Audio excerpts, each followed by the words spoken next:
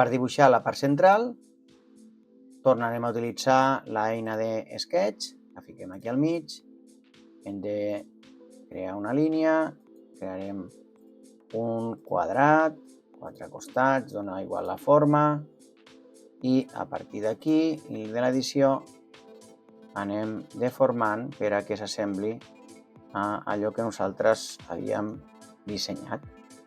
Podem arrodonir aquells costats que més us interessi, si és que ho havíeu arrodonit al vostre dibuix, i en aquest cas arrodoniré les 4 cantonades i amb això ja ho tindríem. Jo, per exemple, vaig afegir aquí un punt i aquest punt, el desplaçaré una mica cap aquí i ja ho tenim. Recordeu que sí o sí la part central ha de fer 15 centímetres. El canviaré aquí, ficaré 150. No patiu, si se us surt de l'àrea de treball, la tornem a ficar. El que sí que faré serà proporcionar una mica. Recordeu amb els quadradets negres.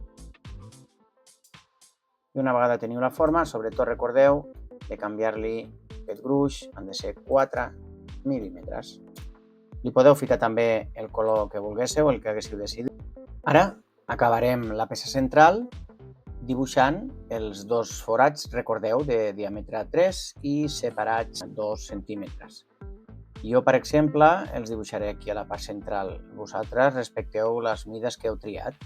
Llavors fem com abans, els dos forats, recordeu, blanc, aquí al quadradet blanc, 3 mil·límetres per aquí, vinc aquí, 3 mil·límetres per aquí, dona igual l'altura, fem una còpia i ara movem, en el meu cas, cap a la dreta, 20, 1, 2, 3, 4, 5, 6, 7, 8, 9, 10, 11, 12, 13, 14, 15, 16, 17, 18, 19 i 20. Els juntem. En el nostre cas, serà millor ficar-los en direcció longitudinal a la peça. És molt important que els forats estiguin en el mateix pla de treball que la peça, i això se sap veient que els forats, veient aquí les circumferències. Si no ho estiguessin, és a dir, que estiguessin flotant a l'aire, fixeu-vos que no es veurien per sota de la peça. I ara, recordeu, ho seleccionem tot,